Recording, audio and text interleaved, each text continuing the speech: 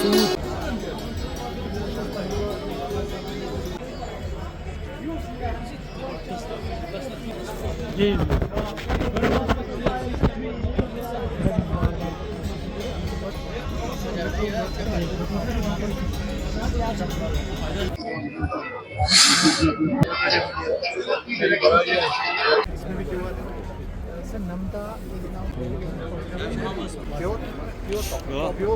जब फोन मिलता हुआ भी अच्छा सेल हुआ है उसमें। हाँ वहाँ पे भी अच्छा सेल हुआ इसलिए मैंने ही फोकस अब आएंगे अब आएंगे।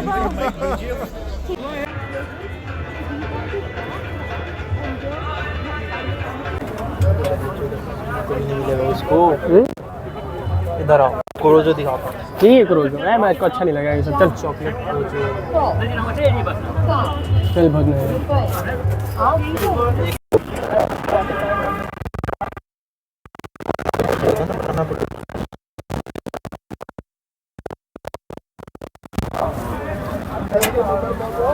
कश्मीरी सारा पश्मीना है भैया।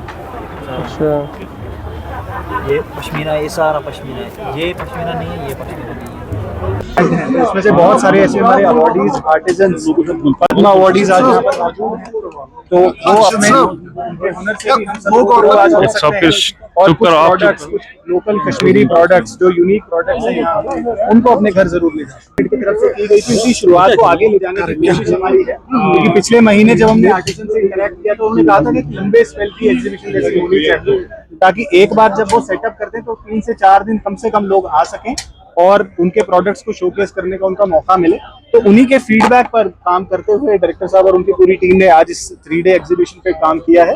और जैसा आपका सुझाव है, और एरियाज में कैसे इसको आगे बढ़ा सकते हैं उसके ऊपर हम लगातार वीवर्स के लिए मल्टीपल इनिशिएटिव्स हैं। जैसे मैंने बताया, जीआई टैग उसमें से सबसे इंपॉर्टेंट है, क्योंकि जैसे आज भी आप आर्टिजन से बात करेंगे तो कैसे हैंडमेड प्रोडक्ट्स और मशीन प्रोडक्ट्स का हम डिस्टिंक्शन करें, वो एक वीवर के लिए, एक आर्टिजन के लिए बहुत जरूरी है।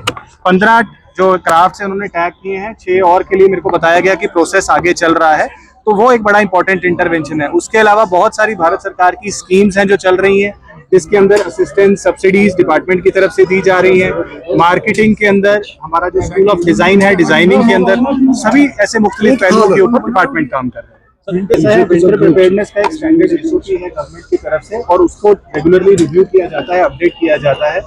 स्नो क्लियरेंस की आपने बात की है, तो जितने भी मुख्तलिफ डिपार्टमेंट्स हैं उनके सभी के द्वारा जो है स्नो क्लियरेंस मशीनरी डिप्लॉय की गई है, उसके नोडल ऑफिसर्स डिप्लॉयड हैं। डिस्ट्रिक्ट कंट्रोल रूम्स हैं जो डिस्ट्रिक्ट डिप्टी कमिश्नर्स के सिधारत में, उसके अंदर कंट्रोल रूम्स बनाए गए हैं, नोडल ऑफिसर्स के नंबर सर्कुलेट किए गए हैं।